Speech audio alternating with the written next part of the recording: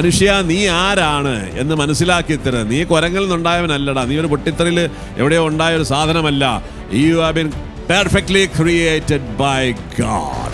മാമോദീസ സ്വീകരിച്ച ഒരു ക്രിസ്ത്യാനി എന്ന് പറഞ്ഞാൽ he is a man and woman of tremendous potential. ദൈവഭക്തന് ദൈവം കൊടുക്കുന്ന ഏറ്റവും വലിയ സമ്മാനമാണ് ഉത്തമയായ ഭാര്യ. നമ്മൾ മാതാപിതാക്കൾക്ക് വിധേയപ്പെട്ടിരിക്കും, നമ്മൾ സഭയ്ക്ക് വിധേയപ്പെട്ടിരിക്കും. ഇങ്ങനെ വിധേയപ്പെട്ട് ദൈവത്തിനും ദൈവ പ്രമാണങ്ങൾക്കും മാതാപിതാക്കളും വിധേയപ്പെട്ട് ജീവിക്കുന്നിടത്താണ് നിന്റെ സ്വാതന്ത്ര്യം, നിന്റെ ജീവിതം സ്വാതന്ത്ര്യം. ഇതിൽ നിന്നെല്ലാം നീ മാറി നിന്ന് നീ സ്വതന്ത്രനായിട്ട് പോകാൻ തീരുമാനിക്കുന്ന സ്ഥലത്ത് നിന്റെ അധപ്പതനം ആരംഭിക്കുകയാണ്.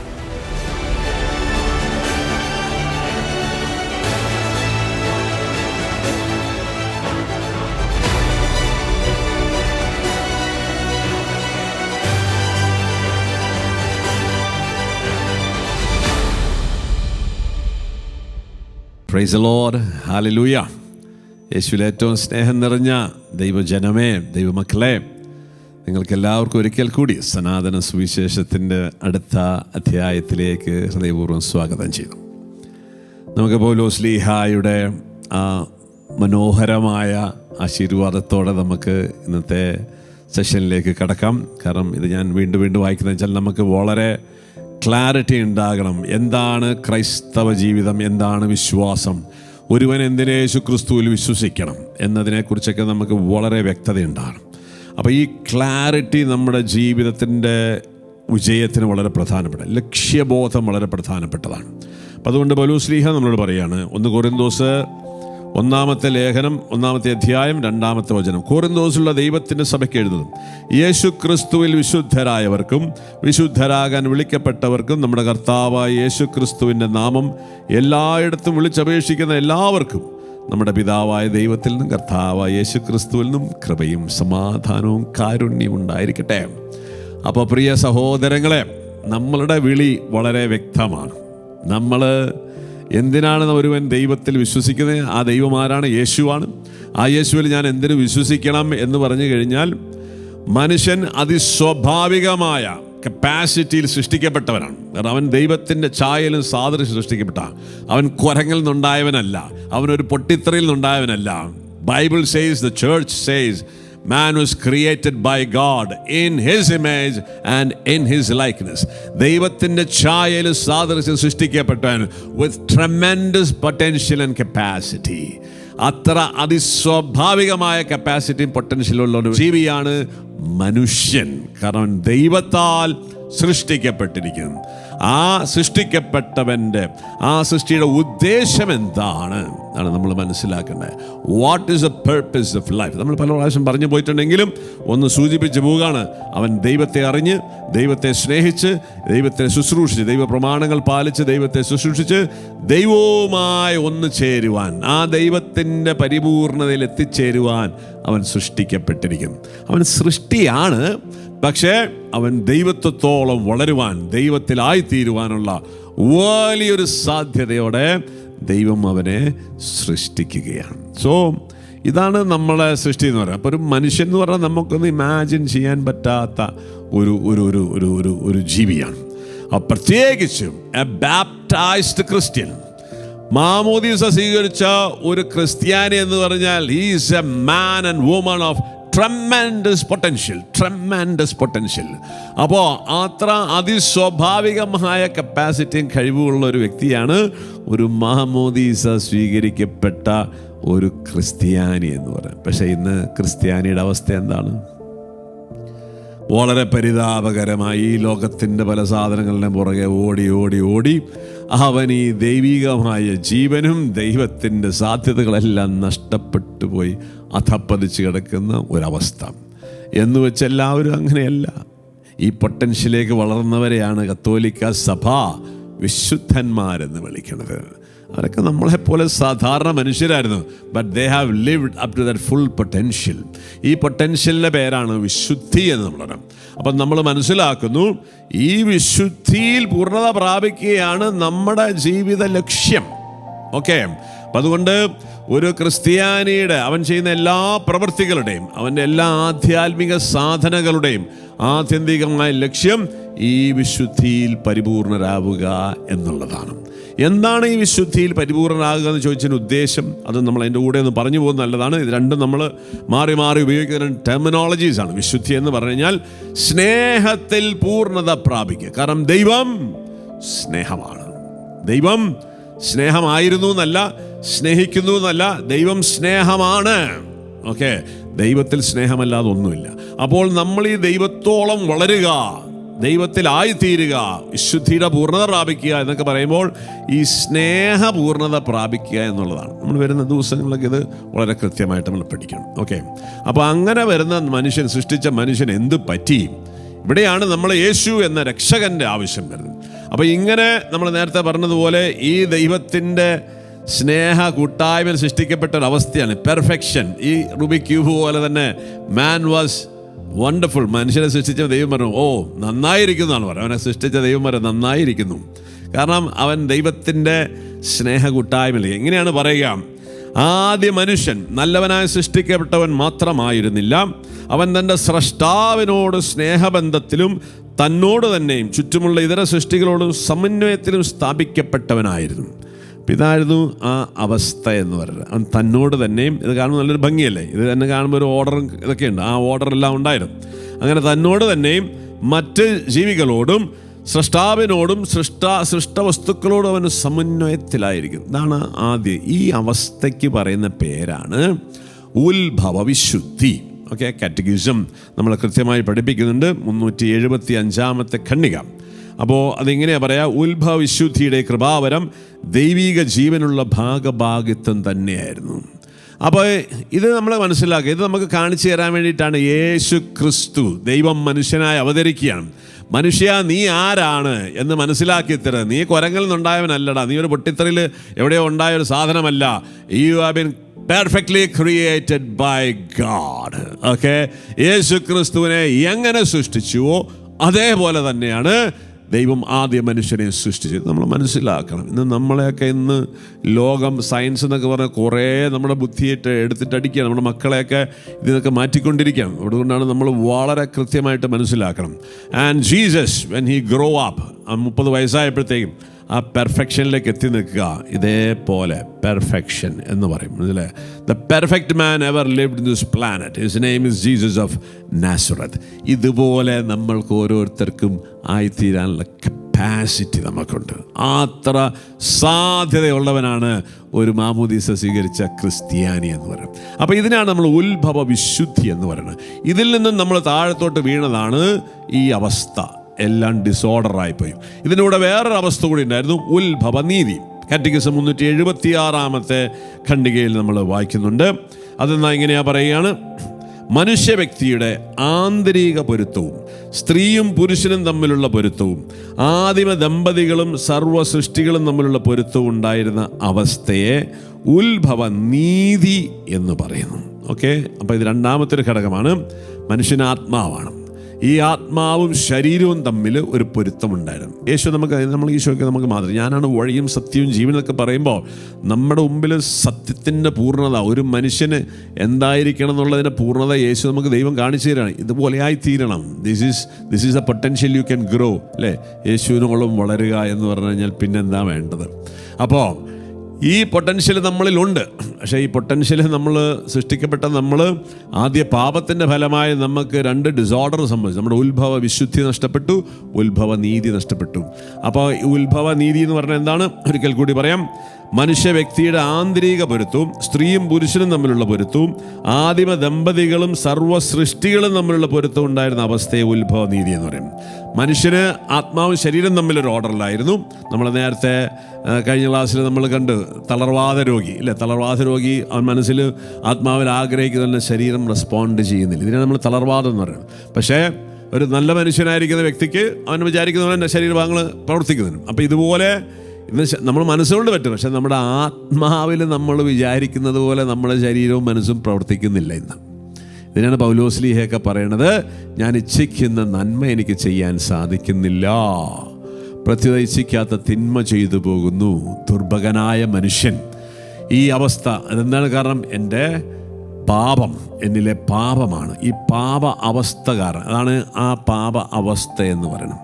അപ്പോൾ ഈ ഉത്ഭവ നീതി, മനുഷ്യന് തന്നോട് തന്നെയുള്ള ആത്മാവിന് ശരീരത്തിന് മേലുള്ള ആധിപത്യം, രണ്ട് സ്ത്രീ പുരുഷൻ തമ്മിലുണ്ടായിരുന്ന ഒരു ബന്ധമുണ്ടായിരുന്നു. സ്ത്രീയും പുരുഷനായിട്ട് ദൈവം സൃഷ്ടിച്ചു, അവർ രണ്ടുപേരും ഒന്നായിരുന്നു. ഇതിൻ്റെ അകത്ത് ചില പ്രശ്നങ്ങൾ നമുക്ക് മനസ്സിലാക്കാം. പിന്നെ സൃഷ്ട പ്രപഞ്ചത്തോട് അവൻ്റെ മേലതിന് ആധിപത്യമുണ്ടായിരുന്നു. അപ്പോൾ ഈ മൂന്ന് അവസ്ഥയിലും ഇന്നും വീഴ്ചയുണ്ടായി. ഇതിനാണ് നമ്മൾ ഉത്ഭവനീതി. ഈ രണ്ട് ഉത്ഭവവിശുദ്ധി എന്നും ഉത്ഭവനീതി എന്നുള്ള വീഴ്ചയാണ് നമ്മൾ അധപ്പതിച്ച അവസ്ഥ എന്ന് പറയുന്നത്. സഭ പഠിപ്പിക്കുന്നതെന്ന് വെച്ചാൽ ഈ ഉത്ഭവവിശുദ്ധിയിൽ നിന്നും നീതിയിൽ നിന്നും വീണ് കിടക്കുന്ന അവസ്ഥയാണ് അധപ്പതിച്ച അവസ്ഥ. ഈ അവസ്ഥയിൽ കിടക്കുന്നവരാണ് നമ്മളുടെ ബത്സൈദ കൊളക്കടവിലെ രോഗിയും നമ്മുടെ ജെറീക്കോയിലെ ബർത്തമീസ് എല്ലാവരും ഏകദേശം ഇതിൻ്റെ കഥാപാത്രങ്ങളാണ്. അപ്പം ഈ അവസ്ഥ നമ്മളിലുണ്ട്. ഈ അവസ്ഥയിൽ നിന്ന് എടുക്കാൻ വേണ്ടിയിട്ടാണ് യേശു ക്രിസ്തു ഭൂമിയിലേക്ക് വരുന്നത്. ഇതാണ് നമ്മളെ വീണ്ടെടുപ്പ്, രക്ഷ എന്ന് പറയുന്നത്. അപ്പോൾ അതിൻ്റെ കൂടെ അതിൽ നിന്നും നമ്മൾ ഈ അവസ്ഥയിൽ ദൈവവുമായിട്ടുള്ള ഐക്യത്തിലും സ്നേഹത്തിലും സൃഷ്ടിക്കപ്പെടുകയും, അതിനൊരു ടെർമിനോളജി കൂടി സഭ നമ്മളെ പഠിപ്പിക്കുന്നുണ്ട്. അവൻ മനുഷ്യൻ സമന്വയത്തിൽ സൃഷ്ടിക്കപ്പെട്ടു എന്ന് പറയാം. സമന്വയത്തിൽ സ്ഥാപിക്കപ്പെട്ടത് എന്നതാണ്. ഓരോ വ്യക്തിയും ആത്മാവ്, ശരീരം, ബുദ്ധിശക്തി, ഇച്ഛാശക്തി, ഇവ നാലും തമ്മിൽ ഏകോപിക്കപ്പെടുകയും ദൈവഹിതത്തിന് വിധേയപ്പെടുകയും ചെയ്തിരുന്നു. മനുഷ്യൻ്റെ ആത്മാവ്, ശരീരം, ബുദ്ധി, മനസ്സല്ലെങ്കിൽ ഇച്ഛാശക്തി, ഇത് നാലും തമ്മിൽ ഒരു സിങ്ക് ഉണ്ടായിരുന്നു. മാത്രമല്ല ഈ നാല് അവസ്ഥകൾ, കാര്യങ്ങളും ദൈവഹിതത്തിന് വിധേയപ്പെട്ടിരുന്നു. അവനെ സംബന്ധിച്ച് ദൈവീക കാര്യങ്ങൾ ചെയ്യുവാൻ, ദൈവത്തിൻ്റെ പ്രവൃത്തികൾ ചെയ്യാനൊന്നും അവനൊരു ബുദ്ധിമുട്ടുമില്ലായിരുന്നു. ഇന്ന് നമ്മൾ സുവിശേഷം കേൾക്കുമ്പോൾ നമുക്ക് ഭയങ്കര അസ്വസ്ഥത വരികയാണ്, അല്ലേ? മത്തായി സുവിശേഷം 5, 6, 7 വായിക്കുമ്പോൾ അതാണ് പ്രധാനപ്പെട്ട ഏറ്റവും മർമ്മമെന്ന് പറയണം. അതിനകത്ത് ശത്രുവിനെ സ്നേഹിക്കുക, നിൻ്റെ അധിക്ഷേപിക്കുന്നതിന് വേണ്ടി പ്രാർത്ഥിക്കുക, നിന്നെ ശപിക്കുന്നവനെ അനുഗ്രഹിക്കുക, നിനക്ക് ദ്രോഹം ചെയ്യുന്നവന് നന്മ ചെയ്യുക, ഒരു ജഗട്ടത്തടിക്കുന്നതിന് മറുജഗട്ട് കാണിച്ചു കൊടുക്കുക, നിൻ്റെ പുറങ്കുപ്പായ എടുക്കുന്നതിന് മേലങ്കി ഊരിക്കൊടുക്കുക. ഇതൊക്കെ കേൾക്കുമ്പോൾ നമ്മളിങ്ങനെ അസ്വസ്ഥരാകുകയാണ്. കാരണം നമുക്കിത് ഉൾക്കൊള്ളാനേ പറ്റുന്നില്ല. ഇതൊന്നും നടക്കണ കാര്യമില്ലെന്നാണ് നമ്മൾ പറയുന്നത്. ഇത് നടക്കാത്തതിൻ്റെ കാര്യം എന്താ? ഈ സാധനം ഡിസോർഡറിൽ കിടക്കുന്നതുകൊണ്ട്. ഈ സാധനത്തിൽ നമ്മൾ ഓർഡറിലേക്ക് വന്നു കഴിഞ്ഞാൽ നമുക്ക് ഈ വചനങ്ങൾ പാലിക്കാൻ പറ്റും. ഇതാണ് അതിനുള്ളൊരു ശക്തിയും കൂടിയാണ് പരിശുദ്ധാത്മശക്തി നമുക്ക് തരുന്നത്. അപ്പോൾ ഇങ്ങനെ ഈ ദൈവത്തിൻ്റെ ഈ വചനങ്ങൾ പാലിച്ച്, ഇതെല്ലാം സ്നേഹത്തിൻ്റെ പ്രവൃത്തികളാണ്. അപ്പോൾ ഇതിനെയാണ് നമ്മൾ സ്നേഹിക്കുക എന്ന് പറഞ്ഞത്. അപ്പോൾ അതിലേക്ക് നമുക്ക് പുറകെ വരാം, ഞാൻ ഇതിനോട് ഒന്ന് പറഞ്ഞു പോകുന്നുള്ളൂ. അപ്പോൾ ഈ ലക്ഷ്യത്തിലേക്ക്, അപ്പോൾ ഇങ്ങനെ വരുമ്പോഴാണ് ഈ വചനമൊക്കെ കേൾക്കുന്നത് നമുക്കിതെല്ലാം പ്രാവർത്തിക്കാൻ സാധ്യമാണ്. It is very easy. കാരണം by the grace of God it is all possible. അപ്പോൾ ഇതിനാണ് കർത്താവ് നമ്മളോട് പറയുന്നത്. പക്ഷെ നമ്മളോട് സാത്താൻ പറയും, ഇതൊന്നും നടക്കുന്ന കാര്യമല്ല, ഇതൊക്കെ പള്ളി പറയേണ്ട കാര്യങ്ങളല്ലേ. നമ്മൾ ഈ പള്ളി പറയുക എന്ന് പറയുന്ന കാര്യം എന്താണ്? പ്രാക്ടിക്കൽ ലൈഫിൽ നടത്താൻ പറ്റാത്ത കാര്യങ്ങൾ പറയുന്ന സ്ഥലമാണ് പള്ളി എന്നാണ് നമ്മൾ വെച്ചിരിക്കുന്നത്. അതുകൊണ്ട് നമ്മൾ പള്ളി പറയട്ടെ എന്ന് പറഞ്ഞത്, അല്ലേ? എന്നാൽ പള്ളി പറയുന്ന കാര്യങ്ങൾ നമ്മളിനി തൊട്ട് മനസ്സിലാക്കുകയാണ്. പള്ളി പറയുന്ന കാര്യങ്ങൾ ദൈവം പറഞ്ഞ കാര്യങ്ങളാണ്. ഈ കാര്യങ്ങൾ നിർവഹിക്കാൻ വേണ്ടിയിട്ടാണ് ദൈവം നമ്മളെ സൃഷ്ടിച്ചതും അതിനു വേണ്ടിയിട്ടാണ് യേശു ക്രിസ്തു ഭൂമിയിൽ നമ്മളെ വീണ്ടെടുത്തതും പരിശുദ്ധാത്മാവിനെ നൽകിയതും കൂദാശകൾ നൽകി അത് പരിപാലിക്കുന്ന സഭയെ നമ്മളെ ഭരമേൽപ്പിക്കുകയാണ്. അപ്പോൾ ഇത്രയും കാര്യങ്ങൾ തമ്പുരാൻ കർത്താവ് ചെയ്തിട്ട് പറയാണ്, you come to this perfection, be perfect as your heavenly father is perfect. നിന്റെ സ്വർഗസ്ഥനായ പിതാവ് പരിപൂർണനായിരിക്കുന്നത് നിങ്ങളും പരിപൂർണതയിലേക്ക് വളരുക. വണ്ടർഫുൾ. അപ്പോൾ ഇതാണ് നമ്മളുടെ ജീവിത ലക്ഷ്യം. ഈ കാര്യങ്ങൾ, ഇത് ആത്മാവ്, ശരീരം, മനസ്സ്, ബുദ്ധി. Nothing to do with your education, nothing to do with your work, nothing to do with your finance, nothing to do with your farm. നിൻ്റെ കൃഷിയും നിൻ്റെ വിദ്യാഭ്യാസവും നിൻ്റെ സമ്പത്തും ഇതുമായിട്ടൊന്നും ഒരു ബന്ധമൊന്നുമില്ല. ഇത് നമ്മുടെ മനുഷ്യൻ എന്ന വ്യക്തിയുടെ ഒരു പ്രശ്നമാണ്. അപ്പോൾ ഈ സന്തുലിതാവസ്ഥ, ഈ സമന്വയിക്കപ്പെട്ട അവസ്ഥയിൽ നിന്നും മനുഷ്യൻ ദൈവത്തെ ആദ്യ പാപത്തിൻ്റെ പോലെ അതിന് 3 ചിതറിക്കപ്പെടുകയാണ്. ഇവൻ്റെ ഈ സന്തുലിതാവസ്ഥ കെട്ടുകൾ പൊട്ടിപ്പോവുകയാണ്. രണ്ടാമത്തെ ഒരു കാര്യമാണ് അവൻ്റെ മേലുണ്ടായിരുന്ന ആധിപത്യം, മറ്റ് സഹജീവികളുണ്ടായിരുന്ന സ്നേഹം, അത് മാറി. സ്ത്രീ പുരുഷ ബന്ധം എന്തായി മാറി? ഇങ്ങനെയാണ് സഭ പഠിപ്പിക്കുക. ആദ്യ പാപത്തിൻ്റെ ഫലമായി പാപം ദൈവവുമായുള്ള ബന്ധം തകർത്തു. ഓക്കെ, അതാണ് ആദ്യത്തെ പ്രശ്നമുണ്ടാകുന്നത്. കാറ്റഗിസം 397 ഖണ്ഡിക. അപ്പം നമ്മൾ ഈ പാപ അവസ്ഥയെക്കുറിച്ചൊരു അവസ്ഥ വേണം. ഇവിടെയാണ് നമ്മൾ യേശു ക്രിസ്തുവിൽ നീ എന്തിനു വിശ്വസിക്കണം എന്ന് പറയേണ്ട അർത്ഥം. Okay, we have to very clear. അല്ലാണ്ട് യേശു ക്രിസ്തുവിൽ വിശ്വസിക്കാൻ മാർക്ക് കിട്ടാനോ ജോലി കിട്ടാനോ വിസ കിട്ടാനോ അല്ലെങ്കിൽ കടം മാറാനോ അല്ല. ഇത് നമ്മൾ മനസ്സിലാക്കണം. നമുക്ക് we have A severe problem. Every man has A severe problem, every woman has A severe problem. ഈ പ്രോബ്ലത്തിൽ കിടക്കുന്ന ഒരു സ്ത്രീയും പുരുഷനും തമ്മിൽ കല്യാണം കഴിച്ചു കഴിഞ്ഞാൽ, അതുകൊണ്ടാണ് ഈ 2 ഡിവോഴ്സ് ആയി പോകുന്നത്. പിന്നെ കല്യാണം കഴിച്ച് ഇങ്ങനെ ഏച്ച് നടക്കുന്നത് അതുകൊണ്ടാണ്. കാരണം ഇതൊക്കെ ഭൂമിയിലെ ഒരു സ്ത്രീ പുരുഷ ബന്ധത്തിൽ സംഭവിക്കുന്ന ഏറ്റവും ബ്യൂട്ടിഫുൾ ആയിട്ടുള്ള, ഏറ്റവും ഗ്ലോറിയസ് ആയിട്ടുള്ള ഒരു പ്രവൃത്തിയാണ് വിവാഹം. പക്ഷേ ഇന്ന് വിവാഹം കഴിക്കാൻ തന്നെ പിള്ളേർക്ക് പേടിയാണ്. കഴിച്ച വിവാഹങ്ങളൊക്കെ പലതും പൊട്ടിച്ചെറി പോകുന്നു. മാത്രമല്ല ഉള്ള വിവാഹങ്ങൾ ഇങ്ങനെ ഏച്ച് നടക്കണം. കാരണം they don't understand there problem. അപ്പം അതുകൊണ്ട് ഇങ്ങനെ ഒരു പ്രോബ്ലത്തിൽ കിടക്കുന്നവരാണ് നമ്മൾ. ഈ പ്രോബ്ലം നമ്മൾ അഡ്രസ്സ് ചെയ്യാതെയാണ്, ഈ പ്രോബ്ലം എന്താണെന്ന് മനസ്സിലാക്കാതെയാണ് ഇന്ന് പലപ്പോഴും സ്ത്രീയും പുരുഷനും വന്ന് സ്നേഹിച്ച് പ്രണയിച്ചൊക്കെ കിടക്കുന്നത്. They have a disorder in them. ഈ ഡിസോർഡർ കിടക്കുന്ന ഒരു സ്ത്രീക്കും പുരുഷനും ദൈവത്തിൻ്റെ കൃപയില്ലാതെ, യേശു ക്രിസ്തുവില്ലാതെ യു cannot become one.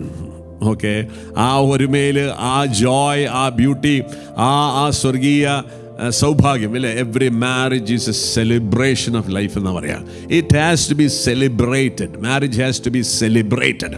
പക്ഷേ ഇന്ന് മാരേജ് സെലിബ്രേറ്റ് ചെയ്യപ്പെടുകയല്ല, മാരേജ് കൊണ്ട് ടോളറേറ്റ് ചെയ്യപ്പെടുക. കെട്ടിപ്പോയില്ലേ, അതുകൊണ്ട് എന്താ വെച്ചാൽ സഹിക്കുക, ഇങ്ങനെ കൊണ്ട് നടക്കുക, 2 കുട്ടികളുണ്ടാകുമ്പോൾ നമ്മളിങ്ങനെ, അങ്ങനെയൊന്നുമല്ല. Marriage should be celebrated. പക്ഷേ ഈ സെലിബ്രേഷൻ നടക്കണമെന്നുണ്ടെങ്കിൽ നമ്മളുടെ ഡിസോർഡർ മാറ്റണം.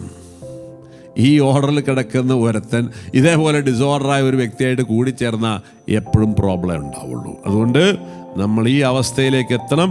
ഈ അവസ്ഥയിലെത്തിയ ഒരു വ്യക്തിയെയാണ് നമ്മൾ ജീവിത പങ്കാളിയായിട്ട് സ്വീകരിക്കേണ്ടത്. Okay, that is A gift from heaven. വചനം പറയാണ്, ദൈവഭക്തന് ദൈവം കൊടുക്കുന്ന ഏറ്റവും വലിയ സമ്മാനമാണ് ഉത്തമയായ ഭാര്യ. ഓക്കെ, അപ്പം ഇതൊക്കെ ദൈവത്തോട് ചോദിച്ച് പ്രാർത്ഥനയിൽ വേണം ജീവിത പങ്കാളിയെ കാണാൻ. അല്ലാണ്ട് 8ാം ക്ലാസ് ആകുമ്പോൾ ഇറങ്ങി കാണുന്നതിനെ കണ്ട് പ്രേമിച്ച് 10 കല്യാണം കഴിച്ചാലൊക്കെ കൂടെ ചേർത്ത് കിടക്കുന്ന പരിപാടിയൊന്നുമല്ല ചെയ്യേണ്ടത്. അപ്പം ഈ വ്യക്തിതൊക്കെ നമുക്കുണ്ടാകണം. ഇത് മാതാപിതാക്കൾക്കുണ്ടാകണം. ഇത് കുഞ്ഞുമക്കളോട് നമ്മൾ പറഞ്ഞു കൊടുക്കണം. അപ്പോഴാണ് ഇവരൊക്കെ ഈ ദൈവത്തിൻ്റെ പൂർണ്ണതയിലേക്ക് വളരുക. അപ്പോൾ പാപം ദൈവമായിട്ടുള്ള ബന്ധം തകർത്തു. അത് അവനോട് തന്നെയും സഹചരോടും സൃഷ്ടപ്രപഞ്ചത്തോടും അവനുണ്ടായിരുന്ന ആരോഗ്യകരമായ ബന്ധം തകർത്തു. ഓക്കെ, ഈ പാപത്തിന് മുമ്പ് അവനോട് തന്നെയും സഹചരോടും എല്ലാവരോടും അവനൊരു ആരോഗ്യകരമായ വളരെ ബ്യൂട്ടിഫുള്ളായൊരു ബന്ധമുണ്ട്. അത് തകർക്കപ്പെട്ടു പോയി. എന്നിട്ട് ഉത്ഭവനീതിയുടെ അവസ്ഥയിൽ ആദിമ മാതാപിതാക്കന്മാർക്കുണ്ടായിരുന്ന സന്തുലിതാവസ്ഥ നശിപ്പിക്കപ്പെട്ടു. ആത്മാവിൻ്റെ ആന്തരിക ശക്തിക്ക് ശരീരത്തിൻ്റെ മേലുണ്ടായിരുന്ന നിയന്ത്രണം ഭേദിക്കപ്പെട്ടു. ഓക്കെ, ആത്മാവിന് ശരീരത്തിന് മേലുണ്ടായിരുന്ന നിയന്ത്രണം ഭേദിക്കപ്പെട്ടു. സ്ത്രീ പുരുഷ ബന്ധം സംഘർഷാത്മകമായി. ലൈംഗിക ദുരാശയും ആധിപത്യവും അവരുടെ ബന്ധങ്ങളിൽ പ്രത്യക്ഷമായി. ആദ്യം ദൈവം സൃഷ്ടിച്ചപ്പോൾ അവർ സ്നേഹത്തിലായിരുന്നു. ഈ പാപം വന്നു കഴിഞ്ഞപ്പോൾ ഇവർ തമ്മിലുള്ള ബന്ധം ആസക്തികളായി. ഇന്ന് ലൈംഗിക ആസക്തിയും ആധിപത്യം നേടുവാനുള്ള ഒരു ത്വരയും അവരിലേക്ക് കടന്നു വരികയാണ്. എന്നിട്ട് മനുഷ്യൻ തന്നിമിത്തം പ്രപഞ്ചം ജീർണതയുടെ അടിമത്തത്തിന് വിധേയമായി. അപ്പോൾ അങ്ങനെ മനുഷ്യൻ നിമിത്തം സൃഷ്ടപ്രപഞ്ചം ഇല്ലേ, മനുഷ്യൻ ഈ നമുക്ക് അവർ നമ്മുടെ ലോകത്തിൻ്റെ അവസ്ഥ കാണാം. അത് ജീർണതയിലേക്ക് വരികയാണ്. മനുഷ്യൻ നിമിത്തം സൃഷ്ടപ്രപഞ്ചം ജീർണതയുടെ അടിമത്തത്തിന് വിധേയമായി. അവസാനം മനുഷ്യൻ മണ്ണിലേക്ക് മടങ്ങും. മരണം മനുഷ്യ ചരിത്രത്തിലേക്ക് പ്രവേശിച്ചു. ദൈവം ആദ്യം മനുഷ്യനെ സൃഷ്ടിച്ചപ്പോൾ അവിടെ മരണമില്ലായിരുന്നു. It was wonderful, it was beautiful. അപ്പം ഈ ഒരു അവസ്ഥ നമ്മളുണ്ടാകണം. ഈ അവസ്ഥയിൽ നിന്ന് വീണുപോയ ഈ ഉത്ഭവ വിശുദ്ധിയിൽ നിന്നും ഉത്ഭവ നീതിയിൽ നിന്ന് വീണുപോയ അവസ്ഥയ്ക്ക് പറയുന്നവരാണ് അധപ്പതിച്ച അവസ്ഥ. സഭ എങ്ങനെ പറയാം? ആദത്തിൻ്റെ വീഴ്ചയെ തുടർന്നുള്ള മനുഷ്യപ്രകൃതിയെ വിളിക്കുന്ന പേരാണ് അധപ്പതിച്ച മനുഷ്യപ്രകൃതി. ശരിയായ സന്തുലിതാവസ്ഥ നഷ്ടപ്പെട്ട മനുഷ്യപ്രകൃതിയാണ് ഈ പദം സൂചിപ്പിക്കുന്നത്. മനുഷ്യപ്രകൃതിക്ക് സഹജമായിരുന്ന അതിസ്വാഭാവിക കഴിവുകൾക്കെല്ലാം കാര്യമായ ക്ഷതമേറ്റു. മനുഷ്യൻ അവനെ കണ്ട സാത്താൻ അസൂയ കൊണ്ടുപോയെന്ന് പറയാം. because he was so wonderfully created. അതിസ്വാഭാവികം. ഈ ലോകത്തുള്ള എല്ലാ സൃഷ്ടജാലങ്ങളെക്കാളും അവൻ പെർഫെക്ഷനായി സൃഷ്ടിക്കപ്പെട്ട. ഇത് കണ്ട സാത്താൻ പോലും അസൂയപ്പെട്ടു പോയി എന്ന് പറയാം. അങ്ങനെ അതിസ്വാഭാവികമായ മാനങ്ങളുണ്ടായിരുന്നു. ഇത് തന്നെയാണ് നമ്മൾ യേശു ക്രിസ്തുവിൽ കാണുന്നത്. മനസ്സിലായില്ലേ?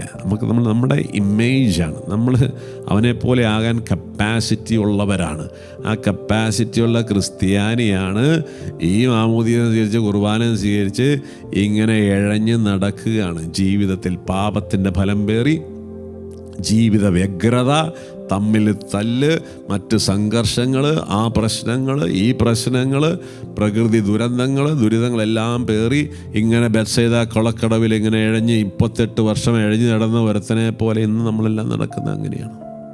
പ്രിയ സഹോദരങ്ങളെ, യേശയ്യായുടെ പുസ്തകം പറയുന്നത് 40-ാമത്തെ അധ്യായം 30-ാം, യുവാക്കന്മാർ തളർന്നു പോയേക്കാം, ചെറുപ്പക്കാർ ശക്തിയേറ്റ് വീണേക്കാം, എങ്കിലും കർത്താവിൽ ആശ്രയിക്കുന്നവൻ കഴുകനെ പോലെ പറയും. We are created to fly. അങ്ങനെ എഴുതി നടക്കുന്ന ഈശോ ചോദിക്കുന്നു, മകനെ, do you want to fly? നിനക്ക് സുഖം പ്രാപിക്കാൻ ആഗ്രഹമുണ്ടോ? I know your problem, you are a fallen man, but I am here to make you fly like an eagle. ഇങ്ങനെ പറന്നവരെയാണ് കത്തോലിക്ക സഭ വിശുദ്ധന്മാരെന്ന് നമ്മൾ വിളിക്കുന്നത്. മനസ്സിലായി? ഇതുപോലൊരു വിശുദ്ധനാകാനാണ് സ്വർഗം നിന്നെ വിളിക്കുന്നത്. That is your call and make A signature. നീ ഇവിടെ നിന്ന് മരിച്ചു പോകുമ്പോൾ ഈ ഭൂമിയിൽ ഒരു സിഗ്നേച്ചർ ഇട്ടിച്ച് പോകണം. You have to make an impact in this world.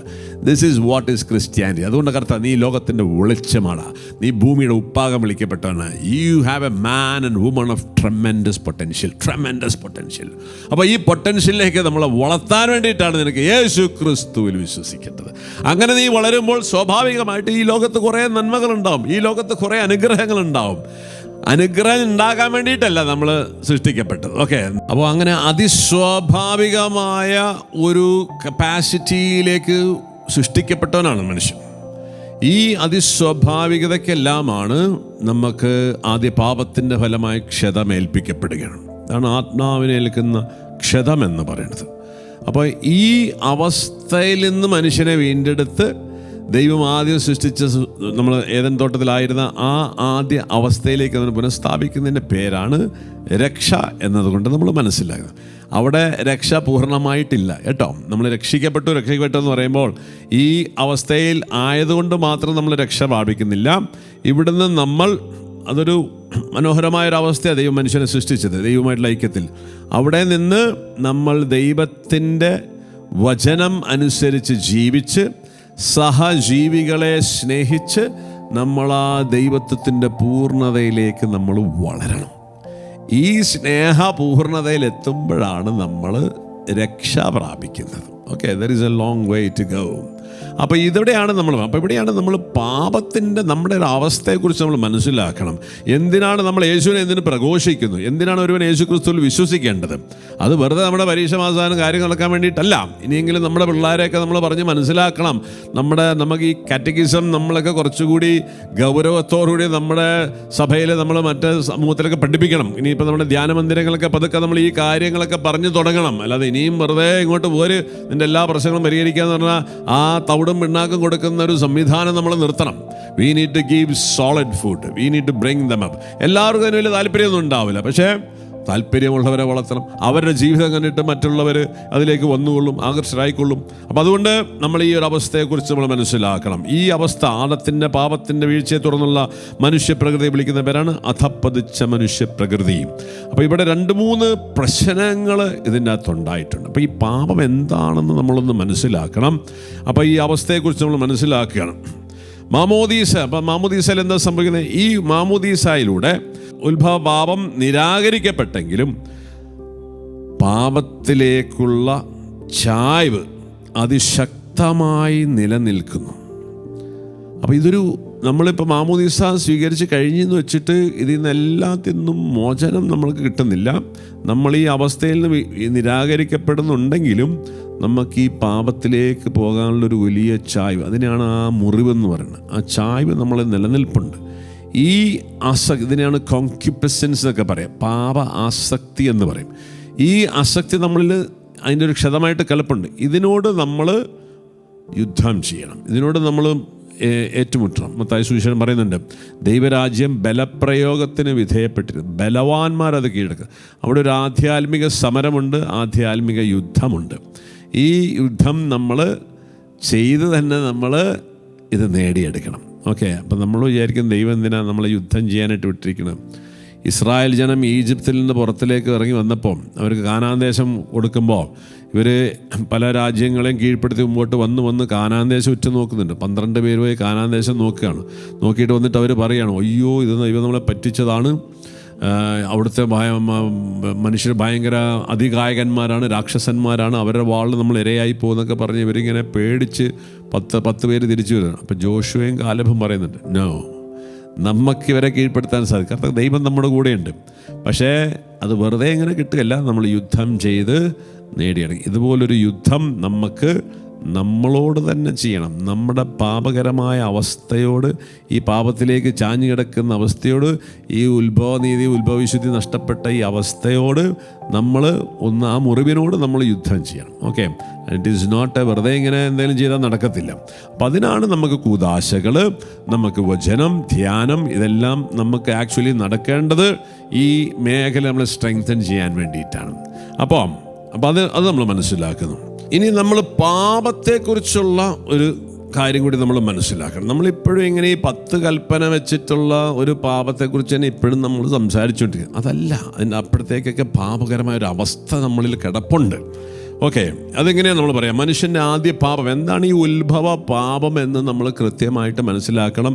ഈ ഉത്ഭവ പാപം വഴി നമുക്ക് എന്താ സംഭവിച്ചത്? മിനിമം ഉത്ഭവ വിശുദ്ധിയും ഉത്ഭവ നീതിയും നമുക്ക് നഷ്ടപ്പെട്ടു പോയി. ഓക്കെ, ഇതാണ് ആ ഉത്ഭവ പാപത്തിൻ്റെ ഫലം എന്ന് പറയുന്നത്. 2, അതിൻ്റെ കൂടെ ഇതെങ്ങനെ സംഭവിച്ചു? സഭ നമ്മളെ 397 ഖണ്ഡിക CCC catechism of the Catholic church പറയാണ്, പിശാചിൻ്റെ പ്രലോഭനത്തിന് വിധേയനായ മനുഷ്യൻ അവൻ്റെ സ്രഷ്ടാവിലുള്ള വിശ്വാസം അവൻ്റെ ഹൃദയത്തിൽ നിർജീവമാക്കി. ഓക്കെ, ആദ്യ പാപത്തിന് മുമ്പ് നമ്മളെ വിശ്വാസം, സാത്താൻ്റെ പ്രലോഭനത്താൽ ദൈവത്തിലുള്ള വിശ്വാസം നമ്മൾ നിർജീവമാക്കി കളഞ്ഞു. വിശ്വാസത്തെ നമ്മൾ തള്ളിക്കളഞ്ഞ് നിരാകരിച്ചു. ദൈവത്തിലുള്ള വിശ്വാസം കളഞ്ഞിട്ടാണ് ആദ്യ പാപം ചെയ്തത്. ഓക്കെ, ഈ അവസ്ഥ നമ്മളെല്ലാവരിലും ഉണ്ട്. ഈ ലോകത്തുള്ള ഒരു മനുഷ്യനും എന്തില്ല? ദൈവവിശ്വാസം ഇല്ല. ഓക്കെ, ഇത് നമ്മൾ മനസ്സിലാക്കണം. 2, സ്വാതന്ത്ര്യം ദുർവിനിയോഗിച്ചുകൊണ്ട് ദൈവകൽപ്പന ലംഘിച്ചു. സാത്താൻ്റെ പ്രലോഭനത്തിൻ്റെ ഫലമായി സാത്താൻ പറയാണ്, മനുഷ്യ, നീ ഇവിടെ ഏദൻ തോട്ടത്തിൽ കിടക്കേണ്ടവനല്ല, നീ പുറത്തേക്ക് വാ, ഈ പഴം കഴിച്ചു കഴിഞ്ഞാൽ നീ ദൈവത്തെ പോലെയാകും എന്നുള്ള വലിയൊരു പ്രലോഭനം കൊടുത്തിട്ട് ദൈവം മനുഷ്യരുടെ സ്വാതന്ത്ര്യം അവൻ ദുർവിനിയോഗിച്ചു. കാരണം അവൻ്റെ സ്വാതന്ത്ര്യം വിചാരിച്ച് അവൻ ഇഷ്ടമുള്ളതെല്ലാം ചെയ്യുന്നതാണ് സ്വാതന്ത്ര്യം. അങ്ങനെ പ്രലോഭനത്തിൽ വീണപ്പെട്ട അവൻ്റെ സ്വാതന്ത്ര്യം ദുർവിനിയോഗിച്ചുകൊണ്ട് ദൈവത്തിനെതിരായിട്ട് ദൈവകൽപ്പന ലംഘിക്കുകയാണ്. അതവൻ്റെ നാശത്തിന് കാരണമായി. സ്വാതന്ത്ര്യത്തിൻ്റെ വിനിയോഗം വളരെ പ്രത്യേകം. ഇതൊക്കെ നമ്മൾ വരുന്ന ദിവസങ്ങളിൽ ക്ലിയറായിട്ട് നമ്മൾ പഠിക്കണം. എന്താണ് സ്വാതന്ത്ര്യം, എന്താണ് സ്നേഹം. ഓക്കെ, അപ്പോൾ ഇതൊക്കെ നമ്മൾ പഠിക്കുന്നതായിരിക്കും. അങ്ങനെ സ്വാതന്ത്ര്യം ദുർവിനിയോഗിച്ചുകൊണ്ട് ദൈവകൽപ്പന ലംഘിച്ചു. അങ്ങനെ സ്വാതന്ത്ര്യം അവൻ എക്സർസൈസ് ചെയ്തപ്പോൾ അത് ദൈവത്തിനോട് ചേർന്നിട്ടാണ് ഈ സ്വാതന്ത്ര്യം കൈകാര്യം ചെയ്യുന്നത്. എന്നാൽ അവൻ സ്വയം ദൈവമാകാനുള്ളൊരു തീരുമാനമെടുത്ത് പ്രലോഭനത്തിൻ്റെ ഫലമായി അവൻ ആ സ്വാതന്ത്ര്യത്തെ ദുരുപയോഗിക്കുകയാണ്. അതവൻ്റെ നാശത്തിന് കൽപ്പന ലംഘിക്കപ്പെടുന്നു. അവൻ അധപതനത്തിലേക്ക് വീഴുകയാണ്. എന്നിട്ട് അടുത്തൊരു ഫലമാണ് മനുഷ്യൻ്റെ ആദ്യ പാപം ഇതിൽ അടങ്ങിയിരിക്കുന്നു. തുടർന്നുള്ള എല്ലാ പാപങ്ങളും ദൈവത്തോടുള്ള വിധേയത്വരാഹിത്യവും അവിടുത്തെ നന്മയിലുള്ള വിശ്വാസരാഹിത്യവുമാണ്. അപ്പം നമ്മളിങ്ങോട്ട് വരുന്ന എല്ലാ പാപങ്ങളും, ആദ്യ പാപത്തിന് ശേഷം എല്ലാ പാപവും ബൈബിളിൽ നമ്മൾ കാണുന്നത് ദൈവത്തോടുള്ള വിധേയത്വം നടത്താൻ പറ്റുന്നില്ല. മനുഷ്യനിങ്ങനെ സ്വന്തമായിട്ട് ചെയ്യുക, അവനിങ്ങനെ സ്വാതന്ത്ര്യം തേടി നടക്കുക. ഇന്ന് നമ്മൾ പ്രത്യേകിച്ച് ഈ സ്വാതന്ത്ര്യത്തിലേക്ക് നമ്മുടെ കൊച്ചുകുട്ടികളെയൊക്കെ വിട്ടുകൊണ്ടിരിക്കുകയാണ് അല്ലേ. അമേരിക്ക, യൂറോപ്പ്, ഇതൊക്കെ ഈ സ്വാതന്ത്ര്യം, ഹ്യൂമൻ റൈറ്റ്സ് എന്ന് പറഞ്ഞ സാധനത്തെ കയറി പിടിച്ചിരിക്കുകയാണ് അല്ലേ. നമുക്ക് സ്വതന്ത്രമായിട്ടാണ്, നമുക്ക് കൊച്ചുകുട്ടികളാണെങ്കിലും സത്യം, നന്മ, തിന്മയൊക്കെ നമ്മൾ തന്നെ തീരുമാനിക്കണം അല്ലേ. ഏദൻ തോട്ടത്തിലെ ആ പാപത്തിൻ്റെ വിശ്വരൂപം ഇന്ന് ഭൂമിയിൽ വളരെ കൃത്യമായിട്ട് വരികയാണ്. ഇത് സാധാരണ പണ്ട് നമ്മൾ 24-28 വയസ്സാകുമ്പോഴാണ് നമുക്ക് സ്വാതന്ത്ര്യം കിട്ടുക. ഇന്ന് യൂറോപ്പിലും അമേരിക്കയിലൊക്കെ കൊച്ചുകുട്ടികൾക്ക് തന്നെ പറയാണ്, നമ്മളൊരു കുഞ്ഞിനെ, ഇതാണ് നമ്മൾ ഈ ഈവിൾ എന്ന് പറയുന്നത്. ഈ അവസാന കാലഘട്ടങ്ങളിൽ ഈ ആൻറ്റി ക്രൈസ്റ്റ് എലമെൻ്റ്, ആ അരൂപി വളരെ ശക്തമായിട്ട് പ്രകടമാകുന്നത് നമ്മൾ കാണാൻ, നമുക്ക് ദൃശ്യമാകാൻ സാധിക്കും. അത് പ്രത്യേകിച്ച് യൂറോപ്യൻ അമേരിക്കൻ രാജ്യങ്ങളിൽ ഇത് വളരെ ശക്തമായിട്ടുണ്ട്. അപ്പോൾ ഒരു കുഞ്ഞിനെ സ്കൂളിൽ ചേർക്കുമ്പോൾ അതിൻ്റെ ജെൻഡർ എന്താണ്, സ്ത്രീയാണ് പുരുഷൻ നമ്മൾ എഴുതാറുണ്ട്, അങ്ങനെയാണല്ലേ. പക്ഷേ ഇന്ന് അവിടെ അത് എഴുതാൻ പാടില്ല. കാരണം അവൻ തീരുമാനിക്കുക. അവൻ വളർന്ന് വലുതാകുമ്പോൾ അവനാണ് തീരുമാനിക്കുക ഞാൻ പുരുഷനാണോ സ്ത്രീയാണെന്ന്. ചില നിങ്ങളിങ്ങനെ കെട്ടി ഏൽപ്പിക്കരുത്. അപ്പോൾ ഇതിനൊക്കെ ഇങ്ങനത്തെ ഹ്യൂമൻ റൈറ്റ്സ് എന്ന് പറഞ്ഞ ഒരു വലിയ സമയത്ത്, കാരണം ഒരു പുരുഷന് ഒരു വ്യക്തിക്ക് തീരുമാനിക്കാൻ ഞാൻ സ്ത്രീയാണ് പുരുഷനാണ് ഞാനാണ് തീരുമാനം, അല്ലാണ്ട് നിങ്ങൾ എൻ്റെ മേൽ സ്ത്രീ പുരുഷനായിട്ട് കെട്ടിച്ചമക്കി വെക്കാൻ പാടില്ലേ. ഇതിന് പറയുന്നത് ഹ്യൂമൻ റൈറ്റ്സ് ഏറ്റവും വലിയ ഫൂളിഷ്നെസ്സാണ്. ഏറ്റവും വലിയ ഫൂളിഷ്നെസ്സിലേക്ക് നമ്മൾ പോയിക്കൊണ്ടിരിക്കുക. ഈ ഹ്യൂമൻ റൈറ്റ്സിൻ്റെ പേര് പറഞ്ഞ് എന്താ സംഭവിക്കുന്നത്? മനുഷ്യൻ അധപ്പതിച്ചുകൊണ്ടിരിക്കുക. ഒരു തലമുറ, അമേരിക്കയിലും യൂറോപ്പിലൊരു തലമുറ, നിന്നീസ് എന്നാണ് അവരെ വിളിക്കുക. വെറുതെ ഇങ്ങനെ കറങ്ങി നടക്കുന്ന, ഒരു ഉത്തരവാദിത്വം ഇല്ലാത്ത, ഒരു പണിയും ചെയ്യാത്ത ഒരു തലമുറ ഇങ്ങനെ യൂറോപ്പിലും അമേരിക്കയിലും ആയിക്കഴിഞ്ഞു. ക്രിസ്ത്യാനികൾ സംഭവിച്ചു. അതിന്ന് കേരളത്തിൽ ഭാരതസഭയിൽ സംഭവിച്ചുകൊണ്ടിരിക്കുന്ന ഒരു പ്രോസസ്സാണ്. Same thing is happening to Christianity. Okay, ഇവിടെയാണ് നമ്മൾ ഉണരണം. നമ്മൾ ഈ സത്യം മനസ്സിലാക്കി നമ്മുടെ കുഞ്ഞുങ്ങളെയൊക്കെ പിടിച്ചുകൊണ്ട് വന്നില്ലെങ്കിൽ ഇതെല്ലാം സാത്താൻ അടിച്ചുകൊണ്ട് പോകും. അതുകൊണ്ടാണ് ഇന്ന് അമേരിക്ക ഭരിക്കുന്നത് ആരാണ്? മറ്റ് രാജ്യങ്ങൾ. യൂറോപ്പ് ഭരിക്കുന്ന ആരാണ്? എല്ലാ രാജ്യങ്ങളും. ബ്രിട്ടനിൽ ഇന്ത്യക്കാരൻ ഭരിക്കുന്നു. അമേരിക്കയിലെ വൈസ് പ്രസിഡന്റ് കമല ഹാരിസ് വരുന്നു. ഗൂഗിള്, ഫേസ്ബുക്ക്, ഇവിടെ എല്ലാ സിഇഒമാരാണ്. ഇതൊന്നും അമേരിക്കക്കാരല്ല, അതെല്ലാം ഇന്ത്യക്കാരന്മാരാണ് കയറിയിരിക്കുന്നത്. ചൈനീസും ഇന്ത്യക്കാരാണ് ആ അമേരിക്ക, യൂറോപ്പിലെ ഏറ്റവും സ്ഥാനങ്ങൾ കയറിയിരിക്കുന്നത്. ഇതിന് കാരണം എന്താ? അമേരിക്കക്കാർ ഹ്യൂമൻ റൈറ്റ്സ് എന്ന് പറഞ്ഞ സ്വാതന്ത്ര്യത്തിൻ്റെ പുറകെ പോയതാണ്. ഞങ്ങൾക്കെല്ലാം സ്വാതന്ത്ര്യമാണ് അല്ലേ. ആദ്യ പാപത്തിൻ്റെ ഫലമായിട്ട് അതേ പ്രലോഭനം ഇന്ന് കൊടുക്കുകയാണ് സാത്താൻ. എല്ലാ സംവിധാനങ്ങളും കയറി വന്ന് നമ്മൾ ഈ സ്വാതന്ത്ര്യത്തിൻ്റെ പേര് പറഞ്ഞ് മാതാപിതാക്കൾക്ക് മക്കൾ വഴക്ക് പറയാൻ പാടില്ല, ശിക്ഷണം കൊടുക്കാൻ പാടില്ല. ഉടനെ 191 കുറിച്ച് പോലീസ് വരുന്നു, മാതാപിതാക്കളെ അറസ്റ്റ് ചെയ്യുന്നു. അപ്പോൾ ഇങ്ങനെ ഹ്യൂമൻ റൈറ്റ്സിൻ്റെ പേരിൽ വന്നിട്ട് എന്ത് സംഭവിച്ചു? ഹ്യൂമാനിറ്റി തന്നെ തകർന്നു പോവുകയാണ്. അപ്പോൾ ഇങ്ങനെയൊരു റൈറ്റ്സ് ഇല്ല. നമുക്ക് ഹ്യൂമൻ റൈറ്റ് എന്ന് പറഞ്ഞത് എന്താണ്? നമ്മൾ ഹ്യൂമനായി ജീവിക്കാൻ വേണ്ടിയിട്ടാണ് ദൈവം ഈ സംവിധാനമൊക്കെ കൊണ്ടുവന്നിരിക്കുന്നത്. നമ്മൾ മാതാപിതാക്കൾക്ക് വിധേയപ്പെട്ടിരിക്കും, നമ്മൾ സഭയ്ക്ക് വിധേയപ്പെട്ടിരിക്കും. ഇങ്ങനെ വിധേയപ്പെട്ട് ദൈവത്തിനും ദൈവ പ്രമാണങ്ങൾക്ക് മാതാപിതാക്കളും വിധേയപ്പെട്ട് ജീവിക്കുന്നിടത്താണ് നിന്റെ സ്വാതന്ത്ര്യം, നിന്റെ ജീവിതം സ്വാതന്ത്ര്യത്തിലേക്ക് വരാൻ. ഇതിൽ നിന്നെല്ലാം നീ മാറി നീ സ്വതന്ത്രനായിട്ട് പോകാൻ തീരുമാനിക്കുന്ന സ്ഥലത്ത് നിന്റെ അധപ്പതനം ആരംഭിക്കുകയാണ്. ഓക്കെ, ഇതാണ് this is what is happen in European church and the American churches. എല്ലാവരും അല്ല, ഒരു വലിയ ശതമാനം ആൾക്കാർ ഈ സ്വാതന്ത്ര്യം തേടി പോവുകയാണ്. അങ്ങനെ സ്വാതന്ത്ര്യം തേടി അവൻ്റെ മനുഷ്യത്വം, ഹ്യൂമൻ റൈറ്റ്സ് എന്ന് പറഞ്ഞാൽ അവനായിട്ട് പോയിട്ട് ദൈവം ചില റൈറ്റ്സ് അവന് കൊടുത്തിട്ടുണ്ട് ഇല്ലേ. നീ മനുഷ്യനായി തീരണമെങ്കിൽ നീ പറഞ്ഞ കാര്യങ്ങളൊക്കെ ചെയ്തു പോകണം. ഇതാണ് കൽപ്പനകൾ എന്ന് പറഞ്ഞത്. അങ്ങനെ സ്വാതന്ത്ര്യം ദുർവിനിയോഗിച്ചുകൊണ്ട് ദൈവകൽപ്പന അവൻ ലംഘിക്കുകയാണ്. ദൈവത്തിൻ്റെ കൽപ്പന സംവിധാനം ലംഘിക്കുന്നിടത്ത് മനുഷ്യൻ്റെ അധപ്പതനം ആരംഭിക്കുന്നു. ഇങ്ങനെ അധപ്പതിച്ചൊരു തലമുറയാണ് യൂറോപ്പിലും അമേരിക്കയിലും നമ്മൾ കാണുന്നത്. ഓക്കെ, ഇത് നമ്മുടെ സഭയിലും നമ്മുടെ കുഞ്ഞുങ്ങളിലേക്ക് കടന്നു വന്നുകൊണ്ടിരിക്കുകയാണ്. ഇവിടെയാണ് നമ്മൾ ഉണരണം. വളരെ ശക്തമായിട്ട് നമ്മൾ വചനം പ്രഘോഷിക്കേണ്ടിയിരിക്കുന്നു. എന്നിട്ട് പറയുകയാണ്, ആദ്യ പാപത്തിൽ മനുഷ്യൻ തനിക്ക് തന്നെ ദൈവത്തെക്കാൾ പ്രാധാന്യം നൽകുകയും ദൈവത്തെ നിന്ദിക്കുകയും ചെയ്തു. ഇത് നമ്മൾ കാണുന്നൊരു പ്രധാനമാണ് അല്ലേ.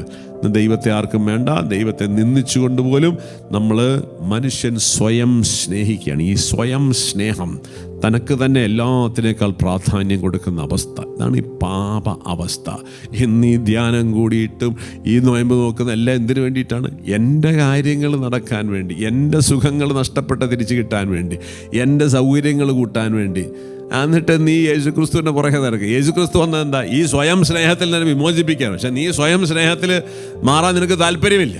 അപ്പോൾ ഇതില്ലാത്തതിന് സങ്കടവും ദുഃഖവും പരിഭവവും വേദനയും പേറി ഇങ്ങനെ നടക്കുകയാണ്. എന്നിട്ട് നമ്മൾ യേശുവിനെ കൊടുക്കണം. നീ വിഷമിക്കേണ്ട കുഞ്ഞെ, നിൻ്റെ ഈ അവസ്ഥ സൃഷ്ടിക്കാൻ യേശു ക്രിസ്തു വന്നിട്ട്. എന്തൊരു പൊട്ട സുവിശേഷമാണ് നമ്മൾ പറയുന്നത്. നീ കരയുന്നതിന് നീ ആയിരിക്കുന്ന അവസ്ഥ നിന്റെ പാപമാണ് പെണ്ണെ, നിന്റെ പാപമാണ് മകനെ നിന്റെ അവസ്ഥ. ഈ പാപത്തെ നീ വെറുത്ത് ഉപേക്ഷിക്കണം. This is a fallen nature. This is what we need to teach them. ഇത് പറഞ്ഞു കൊടുക്കുമ്പോൾ ചിലപ്പോൾ അവർക്ക് ഇഷ്ടപ്പെടില്ല. വേണ്ട, ചെവിയുള്ളവൻ കേൾക്കുക. അല്ലാണ്ട് വെറുതെ നമ്മൾ പിണ്ണാക്ക് കൊടുത്ത് ഇവൻ്റെ നഷ്ടപ്പെട്ട വേദനയും ദുഃഖം ശരിയാക്കാൻ വേണ്ടിയിട്ടാണ് ഇന്ന് നമ്മൾ പ്രാർത്ഥന, നോയമ്പ്, ഉപവാസം, ചില്ലറ പരിപാടികൾ കാട്ടി നമ്മളിങ്ങനെ ആൾക്കാരെ ഇങ്ങനെ പിണ്ണാക്ക് തെറ്റി നടത്തുകയാണ്. ഈ പരിപാടി നമ്മൾ മാറണം. We need to preach them. എന്തുകൊണ്ടാണ് നീ അവസ്ഥയിലെത്തിയത്? നിന്റെ പാപ അവസ്ഥയാണ്. കാരണം നീ നിനക്ക് തന്നെയാണ് സ്ഥാനം കൊടുക്കുന്നത്. നീ ദൈവത്തിന് സ്ഥാനം കൊടുത്ത് ജീവിക്കാൻ വിളിക്കപ്പെട്ടവനാണ്. അപ്പം അങ്ങനെ സ്വയം സ്നേഹിക്കുകയാണ്. ഇങ്ങനെ പറയാം, പാപഫലമായി ദൈവത്തെ സ്നേഹിക്കുവാനുള്ള മനുഷ്യൻ്റെ കഴിവ് ക്ഷതപ്പെട്ടുപോയി. നമുക്ക് കഴിവില്ല ദൈവത്തെ സ്നേഹിക്കാൻ. എന്നിട്ട് പറയാണ്, ദൈവത്തെ തള്ളിക്കളഞ്ഞുകൊണ്ട് പോലും സ്വന്തം സുഖം ജീവിതത്തിൻ്റെ കേന്ദ്രസ്ഥാനത്ത് പ്രതിഷ്ഠിക്കത്തക്ക വിധം മനുഷ്യൻ അധപ്പതിച്ചു. ഇതാണ് പാപത്തിൻ്റെ ഫലം. ദൈവത്തെ തള്ളിപ്പറഞ്ഞുകൊണ്ടും ദൈവത്തെ ഉപയോഗിച്ചുകൊണ്ടും സ്വന്തം കാര്യങ്ങൾ നേടിയെടുക്കാൻ വേണ്ടി അവൻ മതത്തെ സ്ഥാപിച്ചു. ഇതാണ് എല്ലാ ലോകത്തിലുള്ള മതങ്ങൾ എന്ന് പറയുന്നത്. അപ്പോൾ അവൻ്റെ സുഖസന്തോഷങ്ങൾ നേടിയെടുക്കാൻ അവനൊരു ദൈവസങ്കല്പം ഉണ്ടാക്കി. ഇതാണ് എല്ലാ മതങ്ങളുള്ളത്. എന്നാൽ സാക്ഷാൽ ദൈവം വന്നിട്ട് പറയാണ്, നീ ദൈവത്തെങ്കിലേക്ക് വളരാൻ വിളിക്കപ്പെട്ടാണ്. ഈ ദൈവത്തിൻ്റെ സ്വഭാവത്തിലേക്ക് നീ വളരണമെന്നുണ്ടെങ്കിൽ നീ നിന്നെ തന്നെ നിഷേധിക്കണം. ആരെങ്കിലും എന്നെ അനുഗമിക്കാൻ ആഗ്രഹിക്കുന്നെങ്കിൽ തന്നെ തന്നെ പരിത്യജിച്ച് തൻ്റെ കുരിശുമെടുത്ത് വരിക. ഓക്കെ, ഇതാണ് നിൻ്റെ ജീവിതത്തിൻ്റെ ദൈവത്തിലേക്ക് വളരാനുള്ള വഴി. ബാക്കി എല്ലാ ശുശ്രൂഷകളും പ്രാർത്ഥനകളും നിൻ്റെ അസ്തിത്വത്തിനെ നശിപ്പിക്കുന്നതാണ്. നിൻ്റെ മനുഷ്യൻ അധപ്പതിച്ചു പോയിക്കൊണ്ടിരിക്കുകയാണ്. ഇതിനെ സഹായിക്കുന്ന ശുശ്രൂഷകൾ നമ്മൾ നിർത്തണം പ്രിയ സഹോദരങ്ങളെ. അപ്പോൾ ഈ സത്യം നമ്മൾ മനുഷ്യർക്ക് കാണിച്ചു കൊടുക്കണം. ഓക്കെ, നീ എന്തിനു വേണ്ടി പ്രാർത്ഥിക്കണം? ഒരു ക്രിസ്ത്യാനി നിനക്ക് വേണ്ടി പ്രാർത്ഥിക്കേണ്ട കാര്യമേ ഇല്ല. നീ ലോകത്തിന് വേണ്ടി സൃഷ്ടിക്കപ്പെട്ടവനാണ്. അപ്പോൾ ഒരു ക്രിസ്ത്യാനി തനക്ക് വേണ്ടി തന്നെ പ്രാർത്ഥിച്ചുകൊണ്ടിരിക്കുകയാണെങ്കിൽ നീ ക്രിസ്ത്യാനി അല്ല എന്നാണ് ക്രിസ്ത്യാനുകരണം നമ്മളെ പഠിപ്പിക്കുന്നത്. കാരണം U have been created for this world. അപ്പോൾ ഈ സത്യങ്ങൾ മനസ്സിലാക്കി നമ്മൾ ക്രിസ്ത്യാനിറ്റിയുടെ ഫുൾനെസ്സിലേക്ക് നമ്മൾ മക്കളെ വളർത്തണം. അടുത്ത സെഷനുകളിൽ നമ്മളിത് കൂടുതൽ ആഴത്തിൽ മനസ്സിലാക്കുന്നതായിരിക്കും. Okay, stay tuned and God bless U.